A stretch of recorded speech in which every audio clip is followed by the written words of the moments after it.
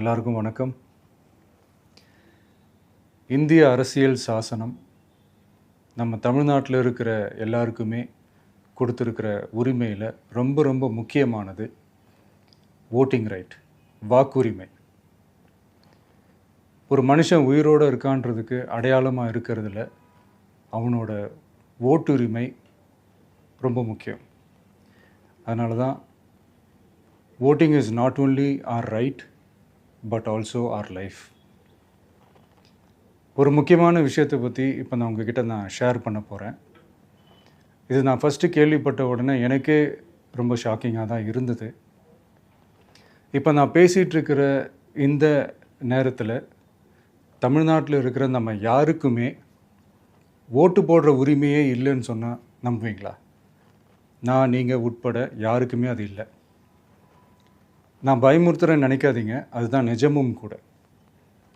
கொஞ்சம் ஏமாந்தால் நம்மளை மாதிரியே இன்னும் லட்சக்கணக்கான பேருக்கும் இதே நிலைமை தான். ஓட்டு போடுற அந்த உரிமையே இல்லாத மாதிரி ஒரு நிலைமை வந்தாலும் வரலாம். இதுக்கு மெயின் ரீசன் அந்த எஸ்ஐஆர், ஸ்பெஷல் இன்டென்சிவ் ரிவிஷன், சிறப்பு தீவிர திருத்தம். இப்போது இந்த எஸ்ஐஆர் நம்ம தமிழ்நாட்டில் எப்படி ஒர்க் ஆக போகுது? கடந்த ஜனவரி மாதம் எடுத்த அந்த கணக்கெடுப்பில் 6,36,00,000 வாக்காளர்கள் நம்ம தமிழ்நாட்டில் இருக்கிறாங்க. ஆனால் அவங்க யாருக்குமே இந்த ஓட்டு போடுற உரிமையே இல்லை. அந்த பிஎல்ஓன்னு சொல்லுவாங்க, பூத் லெவல் ஆஃபீஸர்ஸ், வாக்குச்சாவடி நிலை அலுவலர். அவங்க தான் வீடு வீடாக போய் அந்த ஃபார்மை கொடுப்பாங்க. அதை நம்ம ஃபில்அப் பண்ணி கொடுக்கணும். அதை தேர்தல் ஆணையம் அதை எடுத்துகிட்டு போய் அதை ஸ்க்ரூட்டினைஸ் பண்ணி அது எல்லாமே கரெக்டாக இருக்கான்னு செக் பண்ணி பார்த்ததுக்கப்புறம் அந்த வாக்காளர் பட்டியலை வெளியிடுவாங்க. அந்த வாக்காளர் பட்டியலில் நம்ம பேர் இருக்கணும், அப்போ தான் நம்மளால் ஓட்டு போட முடியும். அந்த புது பட்டியல் வர்ற வரைக்கும் நம்ம வாக்காளர்களான்றது அது உறுதியே செய்ய முடியாது. இன்கேஸ் அந்த புது பட்டியலில் நம்ம பேர் இல்லைன்னா அது ஒரு தனி ப்ராசஸ், அது ஒரு தனி ஃபார்ம், அது ஒரு தனி கிளைம்ன்ற மாதிரி அது ஒரு வேறு வேலை. ஸோ இந்த மாதிரி நிறைய சிரமங்கள் குழப்பங்கள் இருக்கிறதுனால மக்களுக்கு இது மேலே ஒரு கன்ஃபியூஷன் ஒன்று இருக்குது. இது என்ன வெரிஃபிகேஷனா இல்லை ஒரு மறைமுக ரீரெஜிஸ்ட்ரேஷனா இல்லை இது ஒரு நியூ ரெஜிஸ்ட்ரேஷன் மாதிரியே தானா அப்படின்ற மாதிரி நிறைய கன்ஃபியூஷன் இருக்குது. அவங்க செய்ய வேண்டியதெல்லாம் ஒன்று தான். இந்த மாதிரி வீடு வீடாக போய் அந்த என்யூமரேஷன் ஃபார்ம் நம்ம ஃபில்அப் பண்ணி கொடுக்கும்போது அதுக்கான அக்னாலேஜ்மெண்ட்டை அந்த பிஎல்ஓ அந்த ஆஃபீஸர்கிட்ட இருந்து நீங்கள் வாங்கிக்கணும். அது ரொம்ப ரொம்ப முக்கியம். இது நான் சொல்கிறது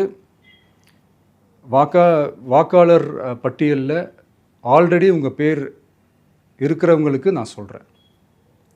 இப்போ புது வாக்காளர்கள், ஃபஸ்ட் டைம் ஓட்டர்ஸ், அவங்களுக்கு ஃபார்ம் 6ன்னு ஒன்று இருக்குது.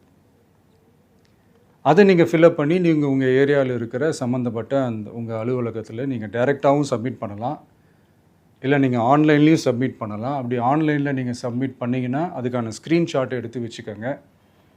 ஃபோனில் மெசேஜ் வரும், அதை சேவ் பண்ணி வச்சுக்கோங்க. அப்ராடில் இருக்கிறவங்க கூட அந்த எஸ்ஏஆர் ஃபார்மை டவுன்லோட் பண்ணி நீங்கள் அதை ஃபில்அப் பண்ணி சப்மிட் பண்ணலாம். அதுக்கான அக்னாலேஜ்மெண்ட்டை வாங்கி வச்சுக்கோங்க. ரொம்ப முக்கியமாக உங்களோட பிஎல்ஓ அந்த ஆஃபீஸர் யாருன்னு தெரிஞ்சு வச்சுக்கோங்க. இந்த தேர்தல் ஆணையம் அந்த வெப்சைட்டில் போனீங்கன்னா அந்த பர்டிகுலர் பிஎல்ஓ ஆஃபீஸரோட ஃபோன் நம்பர் கூட நீங்கள் எடுத்து வச்சுக்கலாம். இன்கேஸ் உங்களை யாரும் ரீச் பண்ணலை இல்லை உங்களுக்கு அந்த ஃபார்ம் கிடைக்கல அப்படின்னா நீங்கள் அவரை காண்டாக்ட் பண்ணி அந்த ஃபார்மை வாங்கி நீங்கள் ஃபில்அப் பண்ணி நீங்கள் சப்மிட் பண்ணலாம். ரொம்ப முக்கியமாக அதுக்கான அக்னாலேஜ்மெண்ட்டை வாங்கி வச்சுக்கோங்க. இது எல்லாமே சரியாக செஞ்சாலும் இந்த எஸ்ஐஆர் மேலே சில டவுட்ஸ் இருக்குது. அது என்னென்னா, இந்த 6,36,00,000 வாக்காளர்களுக்கு ஒருத்தர் விடாமல் இந்த ஒரே மாதத்துக்குள்ளே எப்படி எல்லாருக்குமே அந்த ஃபார்ம் போய் ரீச் ஆகும்? ஒன்று. ரெண்டாவது, நீங்கள் வரும்போது வீட்டை பூட்டிட்டு வேலைக்கு போயிட்டு என்ன பண்ணுறது? இப்போ நீங்கள் வருவீங்கன்றதுக்காக வேலையெல்லாம் விட்டுட்டு வீட்டுக்குள்ளேயே உட்காந்துட்ருக்கணுமா? ஸோ இதில் மெயினாக பாதிக்கப்பட போகிறது உழைக்கிற மக்கள், ஏழைகள், வேலைக்கு போகிற பெண்கள். இவங்களுக்கு யார் கரெக்டான அந்த பதில் சொல்ல போகிறது? ஒரு நியாயமான எஸ்ஐஆர்னால் என்ன நடக்கணும்? இப்போது இறந்து போனவங்களை மார்க் பண்ணி அதுலேருந்து டிலீட் பண்ணணும். இப்போ போலி வாக்காளர்கள் இருந்தாங்கன்னா அவங்கள மார்க் பண்ணி டிலீட் பண்ணணும். இப்போ ஆல்ரெடி ஓட்டு இருக்கிறவங்களுக்கு எதுக்கு இந்த ரெஜிஸ்ட்ரேஷன் என்ற பேரில் இவ்வளவு குழப்பங்கள் அப்படின்றது தான் எங்கள் கேள்வி. இப்போ புதுசாக வர வாக்காளர்களையோ இல்லை ஓட்டு இல்லாதவங்களையோ சேர்த்தா பத்தாதா? இப்போ ரீசெண்டாக நடந்த இப்போ எலெக்ஷன் 2021, 24 எப்படி எல்லாருமே ஓட்டு போட்டோம்? அதில் ஓட்டு போட்டவங்க கூட இப்போ புதுசாக ரெஜிஸ்டர் பண்ணணுன்னா அது ஏன் அந்த கன்ஃபியூஷன் அப்படின்றதான் நாங்கள் கேட்குறோம். அதனால தான் நாங்கள் எஸ்ஐஆரை எதிர்க்கிறோம். இப்போ புதுசாக சில கம்ப்ளைண்ட்ஸ்லாம் வர ஆரம்பிக்குது. அது என்னென்னா முக்கியமாக நம்மளுடைய டிவிகே தோழர்களுக்கு அந்த ஃபார்ம் கிடைக்க மாட்டேங்குது, கொடுக்க மாட்டேன்றாங்க அப்படின்ற சில கம்ப்ளைண்ட்ஸ். இது யார் பண்ணுறாங்க அப்படின்றது நான் தான் சொல்லி தெரிய வேணும்னு ஒன்றும் அவசியம் இல்லை உங்களுக்கு. இப்போ இருக்கிற ஆட்சியாளர்கள் அவங்களுக்கு கைப்பாவையாக இருக்கக்கூடிய சில பேர் இதை செய்ய ஸ்டார்ட் பண்ணியிருக்கிறாங்க. அதனால் மைடியர் வர்ச்சுவல் வாரியர்ஸ், இதை சாதாரணமாக எடுத்துக்காதீங்க. இது எல்லாருக்குமே அந்த ஃபார்ம் போய் ரீச் ஆகணும். இதில் ரொம்ப உறுதியாக இருங்க. அதையும் மீறி உங்களுக்கு அந்த ஃபார்ம் கிடைக்கலன்னா இருக்கவே இருக்கும் ஆன்லைன். தேர்தல் ஆணையம் அந்த வெப்சைட்டில் போய் அந்த ஃபார்மை டவுன்லோட் பண்ணி நீங்கள் ஃபில்அப் பண்ணி சப்மிட் பண்ணலாம். உங்கள் வீட்டில் இருக்கிறவங்களுக்கு நீங்கள் செஞ்சு கொடுங்க, பக்கத்து வீட்டில் இருக்கிறவங்களுக்கு செஞ்சு கொடுங்க, தெரிஞ்சவங்களுக்கு, தெரியாதவங்களுக்கு, பழகினவங்களுக்கு, பழகாதவங்களுக்கு எல்லாருக்குமே நீங்கள் தயவு செஞ்சு கொடுங்க.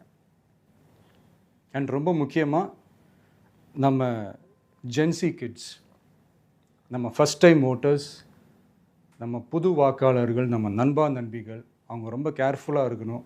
நான் ஆல்ரெடி சொன்ன மாதிரி உங்களுக்கான ஃபார்ம், அந்த ஃபார்ம் நம்பர் 6, அதை கரெக்டான டீட்டெயில்ஸோட கரெக்டான உங்கள் டாக்குமெண்ட்ஸை வச்சு அதை சப்மிட் பண்ணுங்கள். ஏன்னா வரப்போகிற தேர்தலில் நீங்கள் தான், அந்த ஜென்சி வாக்காளர்கள் தான் மிக முக்கியமான ஒரு ஃபோர்ஸ் அப்படின்றது எல்லாருக்குமே தெரிஞ்ச ஒரு விஷயம். அதனால் உங்களை டிஸ்டர்ப் பண்ணுறதுக்கு, உங்கள் பேரை அதில் இன்க்ளூட் பண்ணாமல் செய்கிறதுக்கு என்னென்ன வேலைகள் செய்யணுமோ, என்னென்ன தில்லுமுள்ளு வேலைகள் செய்யணுமோ எல்லாமே அவங்க செய்வாங்க. இது நமக்கு எல்லா திசையிலையும் எல்லா பிரச்சனைகள் கொடுத்துட்டு தானே இருக்கிறாங்க. அது டிஃபால்ட்டாக நடந்துட்டு தான் இருக்கும், அது ஒன்றும் பண்ண முடியாது.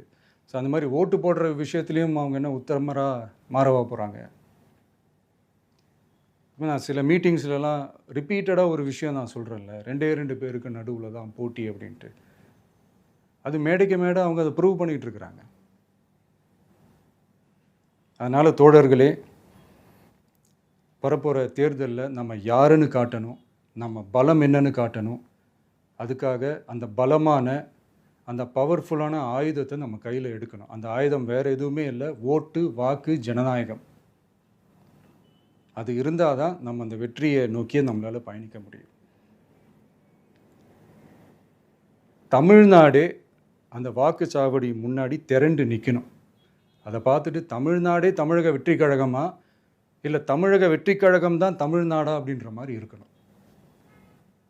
வீடுன்னு ஒன்று இருந்தால் தான் ஓடு மாற்ற முடியும்னு அறிஞர் அண்ணா அவர்கள் சொல்லியிருக்கிறாங்க. அந்த மாதிரி ஓட்டுன்னு ஒன்று இருந்தால் தான் இந்த நாட்டையே காப்பாற்ற முடியும்.